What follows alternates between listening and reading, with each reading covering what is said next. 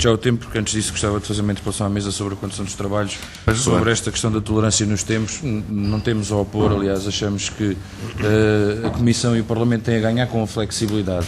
Apenas chamar a atenção ao Sr. Presidente que as respostas são tão importantes quanto as perguntas, porque, aliás, umas não existirão sem as outras, e que os grupos parlamentares fazem um grande esforço para conseguir colocar todas as perguntas no tempo que lhe está atribuído, e que se exigiria também ao Sr. Ministro que soubesse gerir o tempo, independentemente do Sr. Presidente poder, obviamente, dar alguma tolerância. Por caso contrário, entramos no registro em que eu começo a dilatar a minha intervenção e só no fim é que dou as respostas, que é para falar sempre mais tempo. Eu julgo que isso também não faz, não enriquece os trabalhos parlamentares, é apenas um reparo e uma sugestão.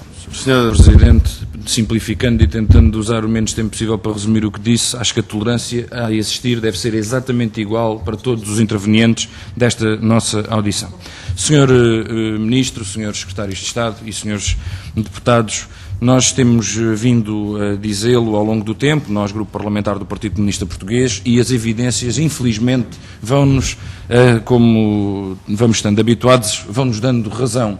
A escola pública, que constitucionalmente e de acordo com a Lei de Base do Sistema Educativo é um instrumento para a eliminação e achatamento das assimetrias, tem vindo a representar um papel cada vez mais de reprodutor das assimetrias sociais, e isso este Governo, apesar do discurso, e dando até de barato que esse discurso é real, aquilo que nós não acreditamos, que nós bem sabemos que a ideia deste Governo não é eliminar esse caráter de reprodutor das assimetrias sociais, mas ampliá-lo e aprofundá-lo, mas até aceitando que é verdade, a evidência mostra que isso não acontece. Aliás, estes rankings que evidenciam aquilo que há muito o PCP vem dizendo, que a condição socioeconómica das famílias determina em grande medida, não sendo o único fator, mas determina em grande medida o resultado no plano do sucesso escolar, mostra bem que a escola não está a ser capaz, a escola pública, de responder com a necessária acutilância ao problema das assimetrias sociais que persistem num rumo de agravamento. Sr. Ministro, que a primeira pergunta que sou forçado a colocar-lhe é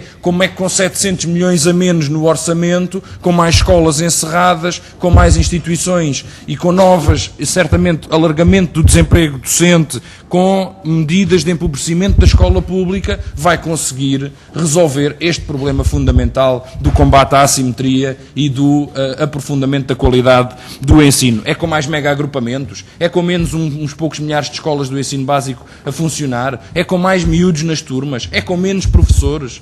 Ao final de contas, o que nós estamos a presenciar é que em 2 anos, nos 2 anos, sob a sua tutela, a educação, o ensino superior e a ciência, no conjunto, perderam 30% do seu orçamento, Sr. Ministro. Como é que é possível fazer funcionar e vir aqui com esse discurso absolutamente redondo sobre a qualidade e o mérito e a excelência e blá, blá, blá, permita-me a expressão, quando tira 30% dos recursos à escola pública, que não é sua, é do povo português, construída com o custo e o esforço do povo português, dos professores, dos pais e daqueles que trabalham, dos funcionários não docentes e, essencialmente, daqueles que trabalham para garantir a escola pública como um serviço de qualidade. O Sr. Ministro falou-nos aqui dos horários zero, esqueceu-se de contabilizar outra vez, e já não posso achar que é involuntário, aqueles que estão nas escolas com tarefas acometidas por orientação do próprio Ministério, mas que não atingem as 6 horas.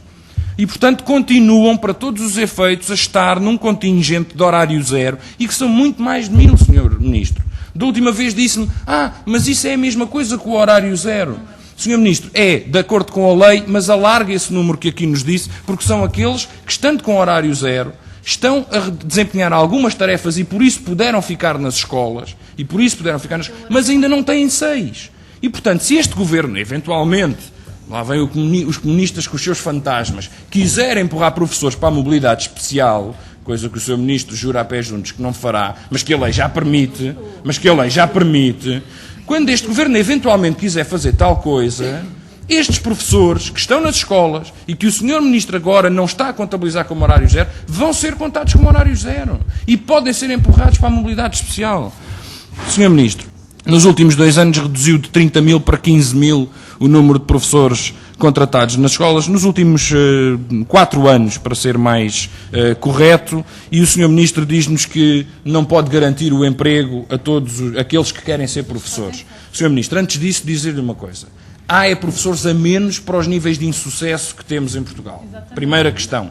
A escola devia estar preocupada e o governo devia estar preocupado em encontrar os meios necessários para combater as debilidades do sistema e não em aprofundá-las. Segunda questão. Foi o Sr. Ministro que definiu as regras para que houvesse professores a mais. O Sr. Ministro não pode dizer que há professores a mais como se essa constatação tivesse nascido ou caído do céu. O Sr. Ministro primeiro chegou aqui e disse assim: bem, antes que tínhamos turmas com 18 alunos, agora tínhamos turmas com 20 alunos e agora vamos ter turmas com mais 2 alunos em cada turma. E obviamente que isso tem uma implicação no número de professores. Bem, antes tínhamos EVT, agora já não temos EVT.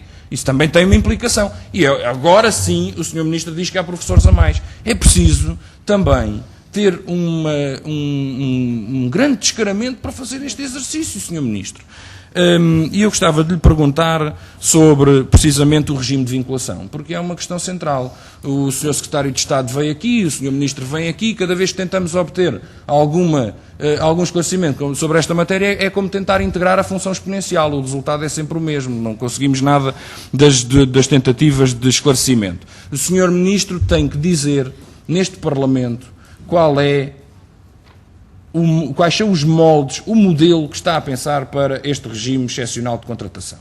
Não queremos aqui saber exatamente os artigos, a leitura dos artigos, mas é importante conhecer qual é o âmbito de aplicação, pelo menos, ou pelo menos qual é a intenção do Governo com este regime. E para quando? E para quando? É muito importante o para quando, Sr. Ministro, porque se for daqui a 2 anos já não há professores contratados para integrar. E isso é determinante. Sobre as ofertas de escola, Sr. Ministro, a única coisa que lhe digo é isto. Acabe com isso. Acabe com essa rebaldaria. Acabe com essa falta de transparência. Não é mais inspeção, menos inspeção. A oferta de escola tem que estar sujeita aos critérios do emprego público e aos mesmos critérios do concurso nacional. Não há ponderação subjetiva. Não deve haver ponderação subjetiva. A não ser que assuma que a oferta de escola não é um mecanismo para suprir necessidades pontuais, mas é um instrumento de autonomia. Sr. Deputado, peço não atenção é essa a generalidade das ofertas de escola e não é assim que deve ser entendidas. Termino e agradeço ao Sr. Presidente a tolerância, a bondosa tolerância, e termino apenas com isto. Sobre investigação e investigador FCT e a base competitiva para a disputa do orçamento. O investigador FCT, Sr. Ministro, na nossa interpretação, é basicamente uma forma de contornar a lei e de não incluir ninguém nas carreiras. Portanto, a partir de agora, estatuiu-se legalmente que a precariedade é a norma na investigação. Já não há investigadores de carreira, contratamos anualmente os investigadores. É uma pouca vergonha.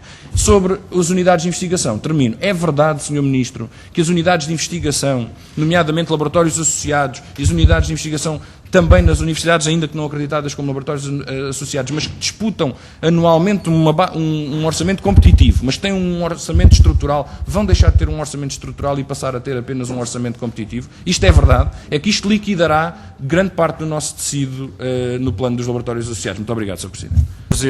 Bem, este debate demonstrou-nos, e eu já espero poucas respostas do Sr. Ministro, que temos razão quando afirmamos que o tempo deste Governo acabou. Também acabou na educação, na ciência e na tecnologia.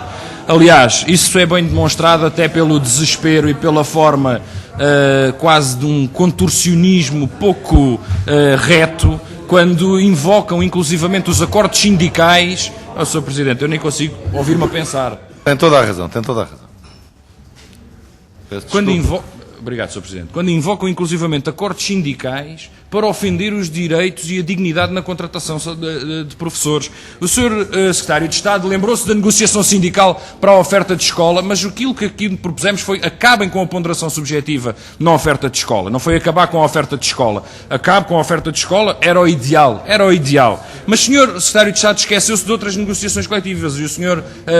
Ministro a mesma coisa. Olha, por exemplo, o regime transitório do ECDU e do ECDESP não só foi alvo de negociação coletiva, como passou por esta casa e agora é trucidado pela sua obsessão pelo cumprimento do déficit e do pacto de agressão imposto aos portugueses. Os salários, os horários, a organização do ano letivo, tudo isso é alvo de negociação sindical e o Governo unilateralmente deita para o caixote do lixo e está-se marimbando para os parceiros dos sindicatos. Aliás, nem os ouve. Portanto, Sr. Secretário de Estado, essa sua tentativa venenosa venenosa de usar a negociação sindical como forma de respaldar uma posição contra as escolas e contra os professores, demonstra bem que este governo, cada dia que aqui estiver, é um dia que está a mais, e quanto mais depressa se for embora, melhor, porque já ninguém respeita sequer a lei que esse governo produz.